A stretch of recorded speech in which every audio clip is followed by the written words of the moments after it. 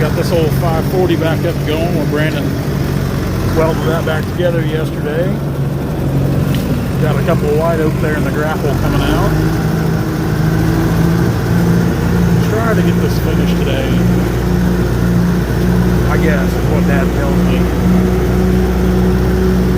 He said there was only 5 or 6 left to drag out now.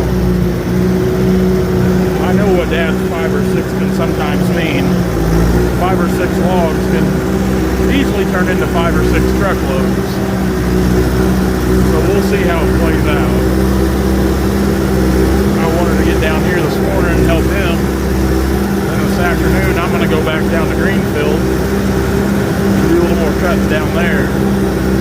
Try to move some equipment in tomorrow and start dragging.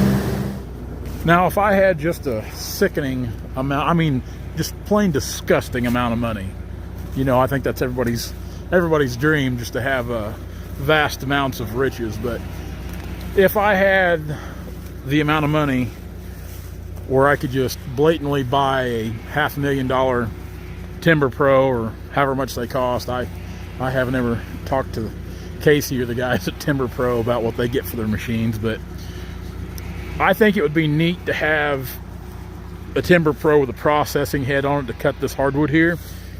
And it wouldn't be for the money, because this type of timber here, you couldn't even probably pay your fuel bill with it. But what would be neat is just to go through here and do a good TSI on these types of tracks here. Just thin out a lot of this stuff, you know, 11, 12 inches and bigger that needs to be cut now, and just kind of see how it progresses in the next 10 to 20 years. I like to think I'm at that age where if I did it now, I could kind of get a good idea what to do, just kind of a scientific experiment, so to speak. But this timber's poor up in here. It's all this stuff here, and you get north of Stockton up through here, and there's a lot of this stuff in southwest Missouri. It ain't good. You look at your white oak here, got some fire scar on it, got some mineral in it. Yeah, they'll still pull a little bit of a stave log out of it. Your red oak ain't that good. It's more of a black oak, really, not even a red oak. Just, like I said, not real good stuff. You can look at the butt of this other white oak. It's full of stump worm, mineral, just typical. I mean, it's not surprising here in this area to see that kind of stuff. Anyway, let's take this drag out to the deck. Dad's over there. You can kind of see the brake lights of the Ranger over there. Well, I thought you could, maybe you can't. He's probably on the move. Wonder what I'm doing. Anyway, we'll get this out to the deck, then I think there's just 3 or 4 more drags left to go, and that'll have the wraps on this. It's I'll be glad. I know Dad enjoys cutting it. Oh boy, get up before I fall up in here. But no better than this stuff's cutting. It's to me, it's just hard to justify harvesting a lot of it, because it's no good. It's just not very good timber.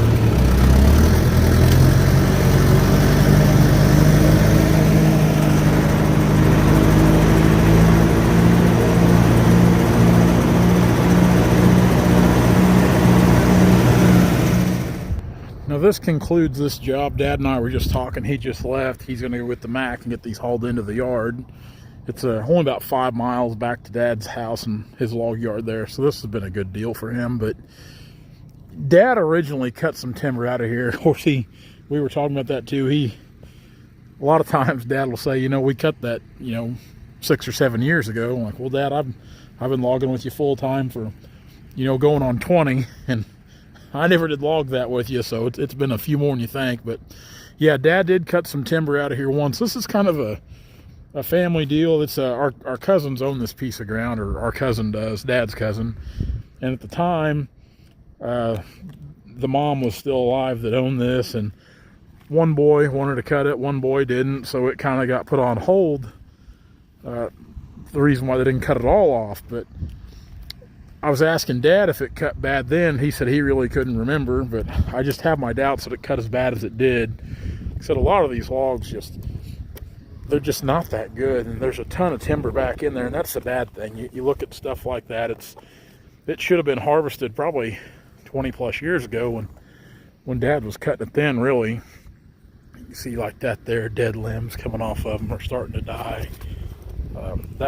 Dad said that was probably the best white oak he cut on the job, which is caked in mud thanks to me, but this old hickory ain't no good. That white oak there is starting to go bad. That there, just ornery timber.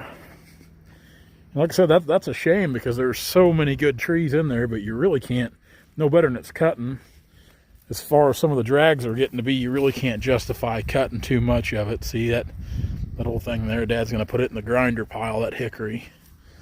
If that deal ever comes back for us, who knows. But yeah, just a rough set of timber, which like I said, it's a shame. You hate to see it, and that's kind of what I talked about, my little science experiment I'd like to do there. I think it'd be neat to go through and harvest, a lot of that stuff and get it out of there and just kind of see if it would really improve the overall growth of the timber, the overall quality of the timber, even though this is poor ground. Go through there and just really do a good strong TSI. And I think a lot of times it does improve the overall health. I really do, but on something I'd like to do at larger scale like this here with a cutting machine. Of course, I think it'd be kind of fun to run a cutting machine myself too, but that's part of the reason. But all right, we got this wrapped up for today. We'll probably move this skidder out of here tomorrow, take it down to Greenfield, and that's where I am headed right now. We're going to go down there and start laying some timber down, kind of add to what we got down from yesterday. We are 3 tanks of gas in. You can see how some of this stuff here is cutting. Actually, I've only cut 2 or 3 that have been bad in this little track, but these trees aren't real big either. Pretty good stick of wood over there. Got some footage in it. A lot of these aren't super big, other than that big guy right there. I'd say they're going to average between 14 and 16 inch diameter, but a lot of them are just so tall. They got some height to them, and that's what's really helping them out, keeping us in the footage here. There's several trees in here, and I'm being pretty selective. I see a lot of trees that got some squirrel holes, den trees, so we don't want to disturb them because this is just a recreational property, hunting ground, so we're just trying to keep that in mind with the harvest. So we're going to cut a little bit more, and it's well past lunch, and I'm fat and I'm hungry. I didn't eat breakfast this morning, but I'm going to try to finish out this tank, and I'm getting kind of dull. I need to touch up my chain a little bit. But there's just 2 or 3 more like this guy right here in front of me. It's got kind of a swell down there at the bottom. Probably cut off a foot or 2 bad. We'll see how that goes. But we'll try to finish up here in this little grove. We're just trying to, I kind of made a circle this morning, and I'm trying to work my way back up in here to where I left off yesterday. So we'll have just about all this up front cut. And then there's still quite a bit here in the back to cut, and some trees that need to be pushed and pulled along the fence line and power lines. So we'll see if we can muscle up enough energy to finish cutting 2 or 3 down, and it's lunchtime for the fat kid. Hey guys, if you like what you see, be sure to like, comment, and subscribe to our channel for all of our latest videos.